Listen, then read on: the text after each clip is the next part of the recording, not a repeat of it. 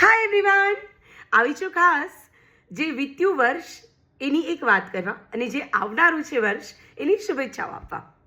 આમ તો હું જે કાંઈ પણ લખું છું એ માત્ર ને માત્ર પોતાના માટે લખું છું, એટલે એના સેન્ટરમાં સામેવાળાને કેવું લાગશે એ કન્સર્ન હોતો જ નથી.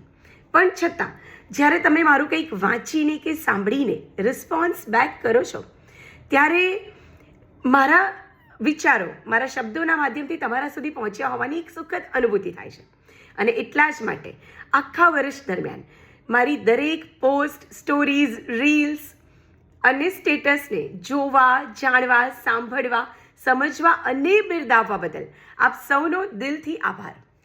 અને આવનારા 2026 માટે આખા મારા પરિવાર તરફથી મારા સૌ સ્નેહીજનો અને ફોલોઅર્સ માટે મેં લખેલા કેટલીક પંક્તિઓ આપની સમક્ષ રજૂ કરું છું. કરે પ્રમિત પરિવાર પ્રભુને એટલી જ અરજ કે તૂટે નહીં કોઈ પર ક્યારેય દુઃખોની ફોજ. જીવનના કિંમતી શ્વાસ કોઈને લાગે નહીં બોજ, રોજ પશુ પંખી માનવીને મળતો રહે ભોજ.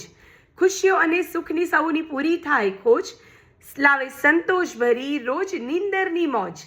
વર્ષ 2026નો આ આશાભર્યો સૂરજ લઈને આવે બસ આટલું જ રોજ. આવનારા વર્ષની ખૂબ ખૂબ શુભેચ્છાઓ. અસ્તુ.